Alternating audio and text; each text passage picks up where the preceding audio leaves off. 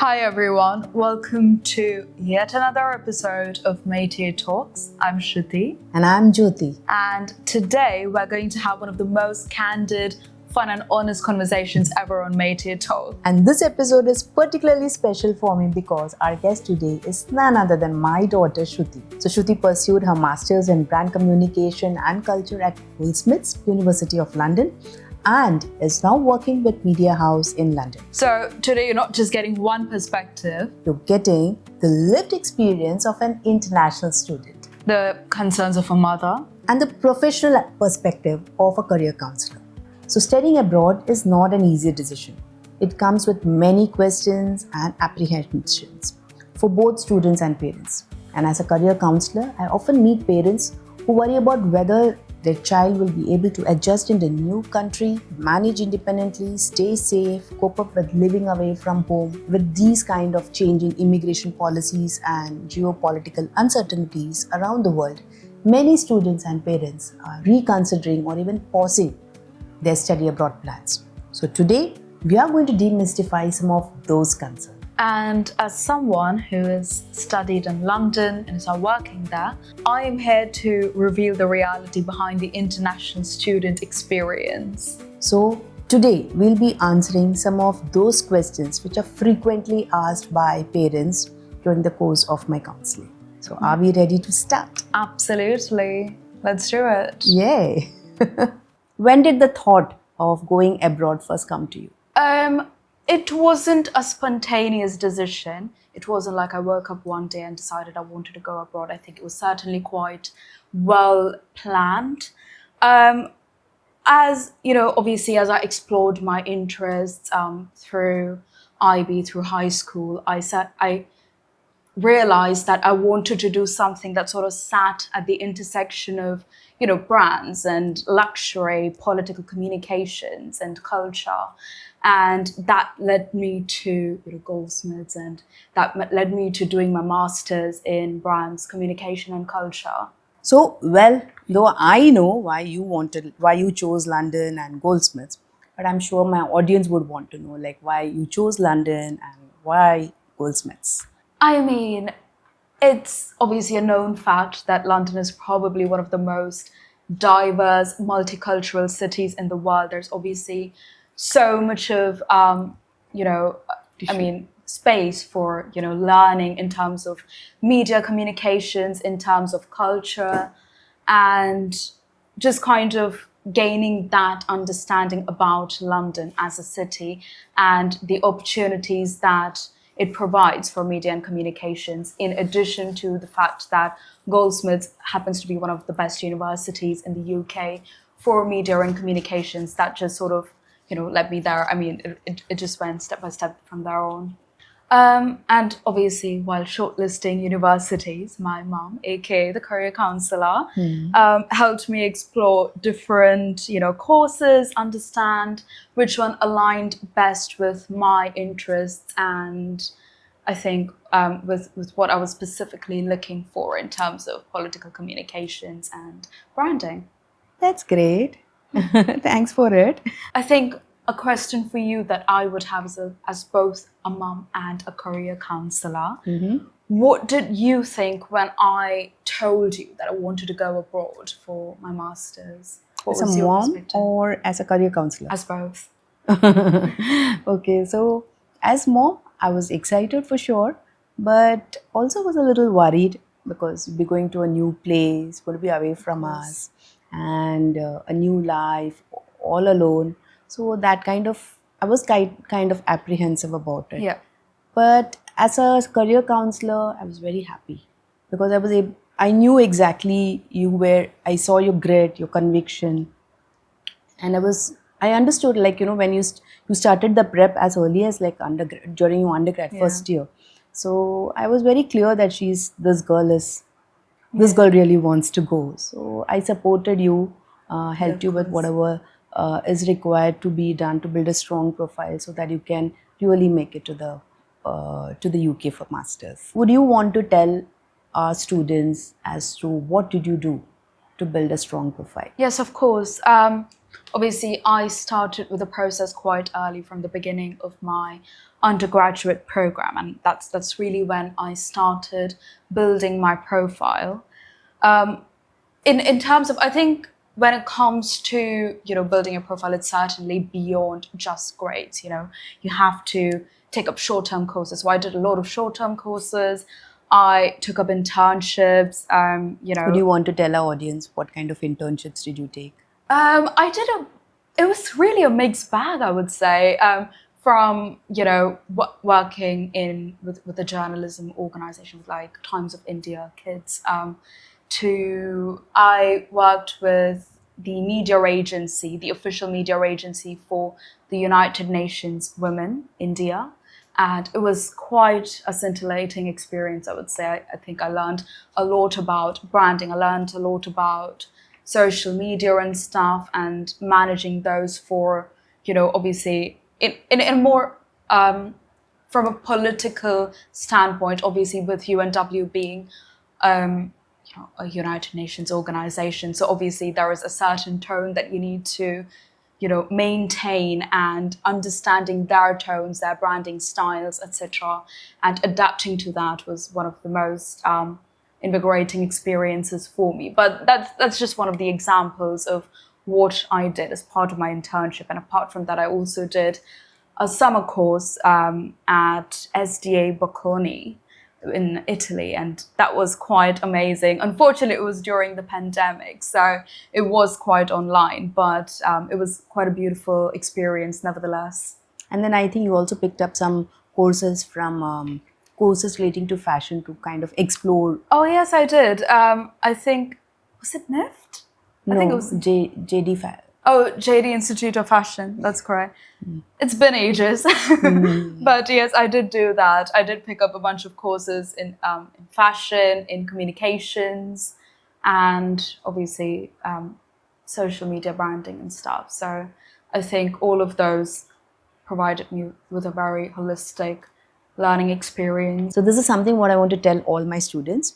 A study abroad journey does not begin with just filling an application form, but it begins much earlier with exploration, profile building, and understanding how the program connects with your future.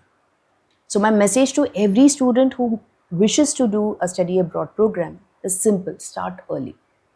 Definitely, definitely. I think that is the key to, getting to a good university, getting into a good university, and doing what you love. Really, start early. Let's go beyond your journey to understand a little about your admissions, applications, and life as a student. What were the 3 biggest challenges that you faced on reaching London? Well, of course, it wasn't an easy day as soon as I touched down, but there were a few challenges in terms of, the academic systems, of course, quite different. It's certainly very rigorous. You need to be on top of your readings. You can't just waltz into a classroom without doing your readings and just kind of sit there. You're going to be absolutely clueless, right? So I think particularly in terms of the lectures, in terms of the academic system, I think they're quite focused on independent learning, quite focused on critical thinking and analysis.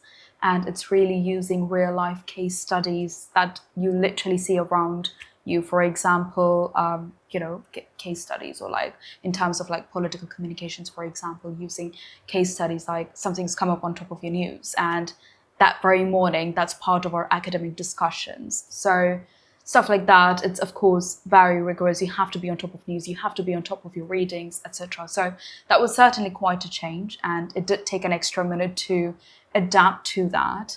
But for me personally, given that I went to a liberal arts university before that for my bachelor's, it wasn't very difficult for me to get a hang of it.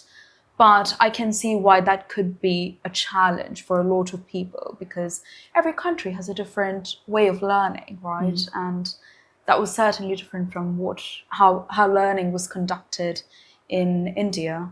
So that's one. Yes. Anything else that you would want to mention?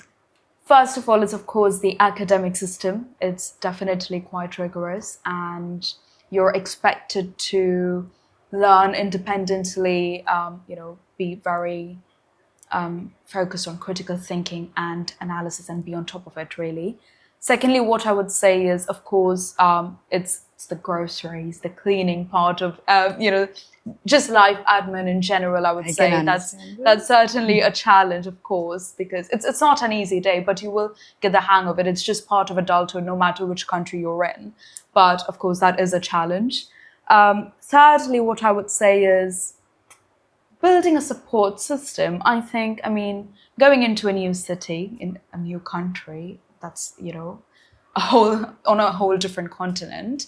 I think it's certainly a challenge to understand the culture and network accordingly. That would be a challenge. I got lucky with that, thankfully, and I did find my support system. But I would say prioritize networking, prioritize making friends, and building that support system. Was there any situation where you felt like nobody prepared me for this? I would say life admin, definitely that. No one. The thing is, when you're at home and when you're 19, 20, obviously there are so many things that happen in your daily life that you don't really pay attention to. But then suddenly, when you're moving abroad and there are all these responsibilities that you need to take care of, from opening your own bank account to budgeting weekly, be it groceries, be it travel budgets, be it just socials, so there's just so many responsibilities, and suddenly it's like you were in a bubble, and then suddenly you stepped out into adulthood, and that can be quite jarring. And I think my advice in such an instance would be just to be patient, be confident, and take it little by little, one step at a time. And that's unfortunately the only way you can tackle those challenges. Life admin is always going to be there. I think this would be a big piece of advice for all the students who are leaving for this intake. There are going to be many challenges, unforeseen challenges that you're going to face, but I'm sure you'll be able to sail through it. Did you ever feel like giving up and coming back home? Not really, to be honest. Did I have difficult days? Absolutely. Who doesn't? You're traveling, you're in a new city. Of course, you're going to have challenges. I'm not saying it was an easy day and I went la la la la la. No, I didn't. There have been certain challenges which is certainly quite demotivating, from being a student to finding a job. That transition period can be very overwhelming. But just because you had difficult days does not mean that you made a wrong decision. Or you just give up? Or you just give up, no matter what you do. That is part of life. Having curveballs thrown at you is part of life. You're just going to have to, bite the bullet and do it. Just do it. You've done this excellently. Oh, I'm thank so proud you. of you. Thank you. When do you think a student is ready? With your experience, when is a student ready to go abroad? You're never going to be ready. You're just never going to be ready. I think when you set your mind onto something, that this is something you want to do, you just do it. It's going to be overwhelming, whether you do it when you're 18, whether you do it when you're 25 or 40 even. It's always going to be overwhelming. You're never going to be fully prepared. But you just do it, and you just take it one step at a time and believe in yourself that you can do it. The moment you stop believing in yourself, you are going to get homesick. You are going to miss all the good parts of being at home. You're going to miss the comfort. So you just need to, I think, have a bit of optimism, I suppose, and a bit of confidence in yourself. Right. And I think it's not just about, the challenges are not just about cooking or laundry. Exactly. It's much beyond that. Definitely. I think every facet of your life is going to be a challenge when you're moving to a place that's, diametrically opposite in terms of culture. Of course, it's going to be that way, and you just take it as it is. So the key things that I would say probably here would be, you learn, you need to adapt and communicate. Definitely. If you're going to be scared of change, you've got your answer there. You need to be open to changes. You need to be open to things just suddenly, spinning 180, and you're like, Adapt. okay, route 2, plan B, So you've got to be always prepared and thinking on your feet. But yeah. So, what are the three important things a student should remember if they're flying abroad for higher studies? First of all, independence does not just mean freedom. It also comes with a lot of responsibilities. And that is something I would really stress on for students to know, to remember. Secondly, what I would say is don't be afraid to ask for help. You've got a lot of facilities within the university, be it in terms of career guidance, be it in terms of, well-being support, for example. Don't be afraid to ask for help. Right. There are going to be people, there are going to be communities that will help you. And that's how you progress, by asking for help. Thirdly, and I think what I would say is quite important, is that don't compare your journey to someone else's. Especially on social media, it's quite easy to compare yourself with other people and what they are up to and why you haven't reached that point yet. Everyone's journey is different, right? Everyone's journey is different. Their finances are different. And the process of adapting is different, right? So you have to be mindful of that. Just because you aren't there yet doesn't mean you won't get there. It just means that you will do it when you're ready. So be very mindful of that. That's an excellent piece of advice, Shruti. And to this, I would also like to add some few more points, like maybe four things. Okay, communicate, participate in different activities, build your network, and choose the right friends. Don't remain invisible. Speak in class, join in university activities, and meet people from different backgrounds and build genuine relationships. So, your international education is not limited to the degree that you received. It is also about the experiences that you gain from meeting people and also the opportunities that is created through this. Okay, so now it's my turn to ask you a question. Okay, go ahead. As a career counselor, what are the 5 things that you would, sort of recommend doing before students fly out to study abroad? Right. This is a very important question, and considering like it's August and most students must be already gearing up to leave.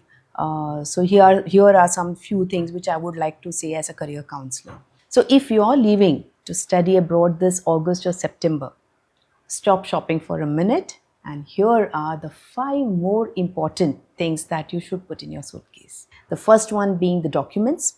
Keep your passport, visa, university papers, accommodation details, and medical prescriptions in your cabin bag, and secure your digital copies too. Second is money. Don't depend on a simple card. Carry an international debit card or a forex card. Keep a second payment option as backup and carry a small amount of local currency for immediate expenses. Also, make sure your family knows how to transfer money to you in an emergency. Third, most important is your health. Carry essential medicines with valid prescriptions and, wherever required, a letter from your doctor. Also, understand how to process healthcare once you arrive. Fourth one, your arrival plan. Know exactly how you are traveling from the airport to your accommodation. Keep complete address, check-in instructions, and emergency contact number accessible offline. Don't wait until you land to figure out everything. Fifth, most important is the life skills. Learn to cook a few basic meals. Shruti, you didn't do it though. Do your laundry, manage a weekly budget, use public transport, and ask for help when you need it. Agree, right? Yeah, totally. But also, I think with meals, you can get away with those in the UK because you have so many ready meals already. Like Correct. you have an entire meal deal section at literally every grocery store where you can, do a whole meal deal with a drink, a snack, and a main lunch. So you are able to find a lot of alternatives outside of your kitchen, really. And yeah, And it's of also, course I think the important to university know. also has a lot of meal plans, right? Absolutely. They do. I'm trying to remember what Goldsmiths did for it, but we did have a lot of like cafes, a lot of options for food, and it really depends how you're budgeting your week. The prices It's have gone up. definitely, it's outrageous now. But yes, it really depends on how you're budgeting, and of course, everyone's finances are different. But what I would say is that, there is also A the lot of option of meal options. deals. You can cook if you love cooking, then honestly, kudos to you. You found a way out. But if you don't be, too nervous about it. Okay. So, with your experiences, what are the things that we can avoid carrying? I mean, students can avoid carrying as an international student. I think a lot of students sometimes tend to go very heavy on utensils. Agree.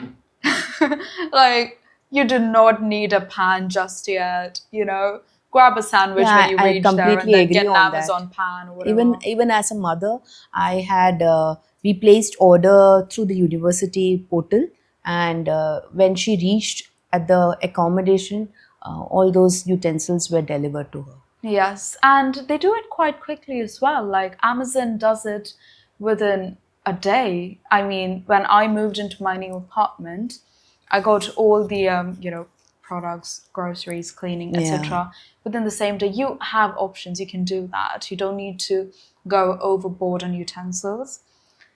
Winter clothing. Now, see, I know a jacket, yes, it's an essential. Carry a jacket maybe, but you don't need to get all the winter clothing from here. Just get everything over there.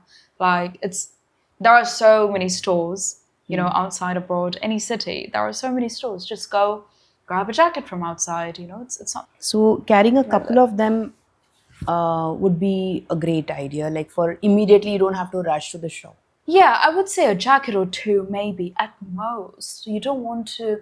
You're going to be already carrying, say, 46 kgs with you. I'm guessing everyone's probably got 3 suitcases. Don't load them up. You also need to take it back to your accommodation. Right. Like, be a bit more practical with what you're carrying and more intentional with it. So if I have to tell you, I mean, if we have to list it down, maybe not carrying too many clothes, right? Yes. Then winter clothings, maybe one or two, right? Not too many shoes because you get good shoes there, Yeah. right? And groceries, probably you get it. Most of them are available. You don't have to carry the groceries for the entire year or for a few months. You may probably carry for a week or two. The rest, I think it's all available. Lot of Indian stores across, whether it is UK or any other country, that's available. So please do not carry stuff your baggages with a lot of groceries Definitely. and spices. I don't think I carried any You spices, didn't did carry any I? spices. Yeah, Yeah. but I know a lot of people carrying pickles, papad, and things like this, but it's really not necessary. Yeah. You get all of these there. I think kids can manage very well shopping from those nearby Absolutely. stores. Like if you walk into any grocery store in the UK, say Sainsbury's, they have a range of crispy onions and even the basmati rice and stuff. So you Everything is have available. everything there, garlic naan as well. So you are gonna get food. Like it's a populated country. Ultimately, people eat. There's gonna be food there. So don't worry about sending lots of food. So, what is your final message to the students who are leaving for 2026 intake? Don't just pack your bags. Be prepared for the life you've been dreaming to build, right? Be Yeah. prepared for it, but of course, at the same time, take it one step at a time. It's going to be jarring if you think of multiple things at the same time. You have to take it slow. You have to believe in yourself and know what your goal is, know why you're going there, what you're doing, and just be prepared. But also don't get overwhelmed by that. Just take it one step at a time. It will fall into place. That's a great message, Shruti. My message to all of you all is just don't pack your bags. Prepare for the life you're about to build. And also save the checklist. We'll be putting it on the description and send it to someone flying abroad this year. The most frequently asked questions by students and parents are about the visa, post-study work visa, which I'll be explaining now. After completing the degree, can an international student stay back and work in the UK? Eligible international graduates can apply the UK graduate visa, which is commonly called as PSW visa. It allows them to stay in the UK and work or look for work after completing their course. So, as of August 2026, it lasts for 2 years. If you apply by 31st December 2026, from 1st January 2027, it reduces to 18 months. And doctoral graduates receive 3 years, but remember, it doesn't guarantee a job, sponsorship, or permanent settlement. Talk a little more about the graduate route visa. You are in your graduate route visa. Anything that you would want to tell the students as to how to use this time productively? I would say start preparing during your course, build relevant experiences, be it through internships, be it through, I don't know, even like short-term courses that you're doing alongside your curriculum maybe, or even say academic papers, for example. Customize your applications, that's quite important as well. And identify, you've got LinkedIn, right? Go through LinkedIn, identify employers that who may offer sponsorship. You never know. So start networking. LinkedIn is such a great space for you to Agree. network. Right. And use that opportunity, use that space to, sort of put yourself out there, really, I would say. Something that is really important to note is that a graduate route visa, it's an opportunity. It's not a guarantee. So you have to, work hard continuously. Don't take your foot off the pedal, just work hard and be very intentional with everything you do. So, to put it in a nutshell, maybe use your time in taking up a course. Yeah. Take up a course, do internships, Yeah. and you can apply for jobs through Absolutely. LinkedIn or different job portals. Any specific job portals that you would want to specify? There's of course LinkedIn. I'm trying to remember. There's obviously Glassdoor is one of them as well. A lot of times I think I do tend to go on to. I used to go on to the company portals directly. I'm trying to remember if there were other portals. I can't quite recollect, but LinkedIn was one of the primary portals that I used, and I would cold email a lot as well to recruiters that I found on LinkedIn. Connect with them. You connect with them, you can see their email ID.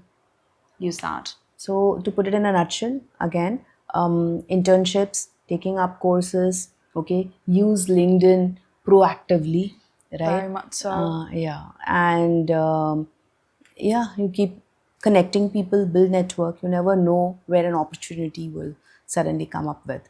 A lot of students who are confused whether to take up accommodation on campus or off campus.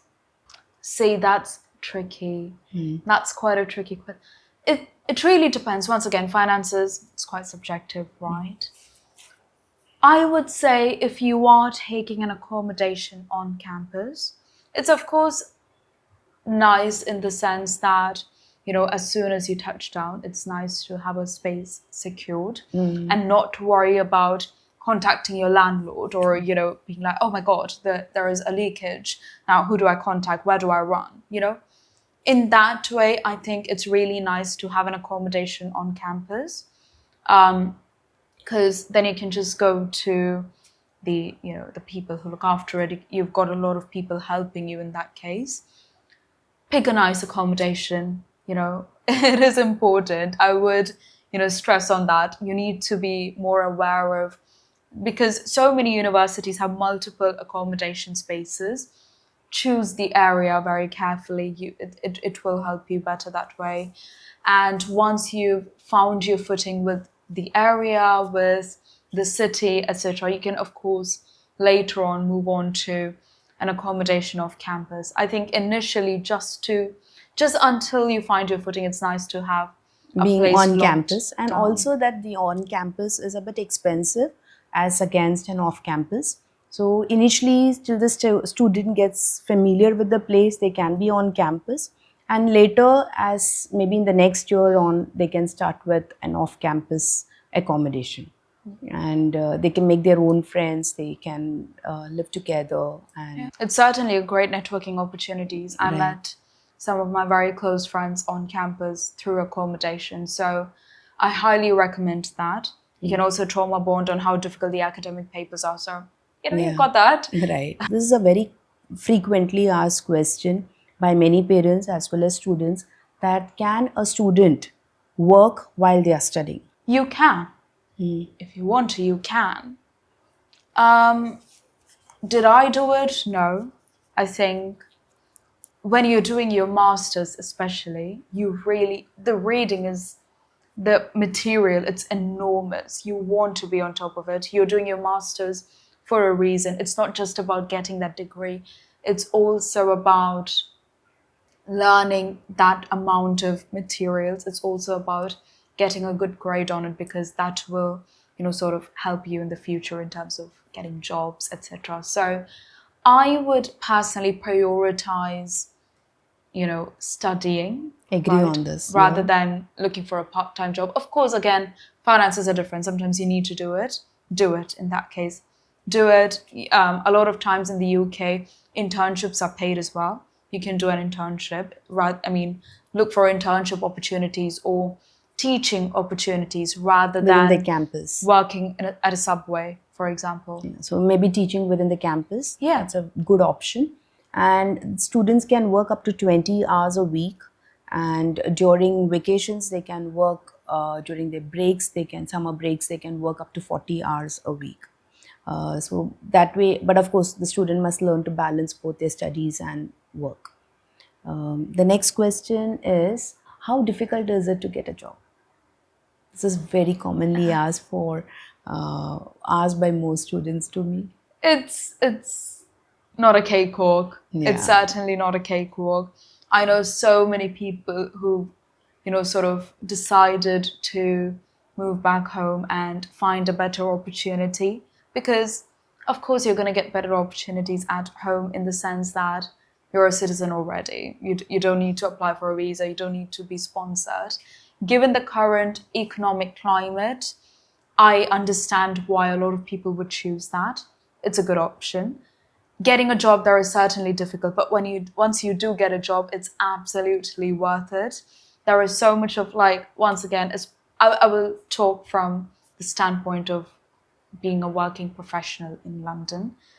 It is, there's just so much to learn. It's so multicultural, and the exposure is just unreal. You will receive that kind of global exposure, which I personally, especially given the industry, media communications, I don't think I would gain that kind of exposure in India, which is why for me, it is really important to make my career in London. Whereas for some people, India works great. Brilliant, do that, See what works best for you as an individual. Everyone's got a different, pathway, and that's perfectly fine. Right. I completely agree on this. And what I would like to add on here is that working to get a job is not going to be easy, whether it is India or any part of the world. It all depends on your skills and abilities, and you have to keep trying and give your best shot. Definitely. I think a lot of people, they do like 5 applications and they're like, oh, I'm going to call it a day. I've done 5 applications today. Wow. No, that's not going to work. That's not Yes. going to work. You have How many did to. you give? I think I did about 60 to 100 applications each day. That's a big And number. even then, it took me 6 months to land a job. Okay. I did, of course, find a lot of roles during that time, but those were roles that I wasn't particularly interested in, and I didn't see an alignment. And I unfortunately had to turn down those roles. But, if you find a role that's good for you, go for it. It might be, say, in a non-profit organization. Absolutely do it. It's great to build your profile. You can always, have that on your resume. It's great. And it will take you a minimum of 6 months to get a job. Yes. But don't panic. Students whoever have left to finish their masters have got a job and they're doing really well. It may take some time, but job is guaranteed. Job, everybody gets a job, whether it is in India or abroad. The challenges are similar. Okay, so now it's my turn to ask you questions. And we're going to do a rapid fire round. Oh, so, gosh. You got 2 seconds. Go, go, go. Okay, all right. I'm ready. Great. Let's begin then. After an overseas education, working in India or abroad? Depends. Both have opportunities. It really depends upon the student. Degree or skills? Degree gives you access and skills gives you opportunity. QS ranking or course, curriculum and career outcomes? I would probably prefer curriculum and outcomes. Prestigious university with a huge loan or a good university within budget? Depends. So if you are getting into a good university within a budget is a great thing. But if you are getting into a good university, prestigious university is also great. It is prestigious. That is correct. That is true. Marks or networking? Grades or networking? I think both are required. Yeah. Marks are important to get anywhere into a great college or a great school. And networking is important for you to scale up in your life. Internship or part-time job? Either ways, whatever gives you the best opportunity or exposure, you learn the best. Technical skills or communication skills? Again, I think I'll go for both because technical will help you to, skills are required for the work, and communication, of course, to communicate. That's Demonstrate your value as yes, well. yes, Of course. yes. The most important life skill for an international student? Adaptability. That's a good one. That's very important. Name a quality that employers value the most, beyond qualifications. I think I should ask you. I would say communication. Like, your qualification will give you the technical skills, just going back to the previous question. I think communication is just something that everyone needs to have, communication skills, because how else are you going to demonstrate your value and place yourself forward in a pool full of candidates, really? One mistake students commonly make. So I wouldn't per se generalize as students, but students after their undergrad generally hurry to take up a course for masters. But I would rather say take a break, as in break, don't be in a hurry to do your masters, but rather take up an internship or maybe a job, do some research activities, because it's a very conscious decision that you are taking. So, masters is something that you should be choosing masters is something that you should be choosing very consciously. So I would suggest that please work for some time, gain experience, maybe for 6 months, 1 year, and then find the right course for yourself. Cool. In a word, what is an attribute that parents must learn before sending their kid away? Trust. Big time. Retweet. Do you think we trusted you? Yeah, I would say so. I think you were a bit worried about my health. But apart from that, I would say you guys really trusted me and believed that I could do it. And I really appreciate that. Great. Lastly, 4 things every international student must remember. Communicate, participate, build your network, and make trustable friends. Very true. Very true. I agree with that. Metair Hunt has obviously played a very crucial part in, obviously my journey as a student and a working professional. So if you're a study abroad aspirant, please do reach out to Metair Hunt. And thank you for watching Metair Talks, and we'll see you again in the next episode.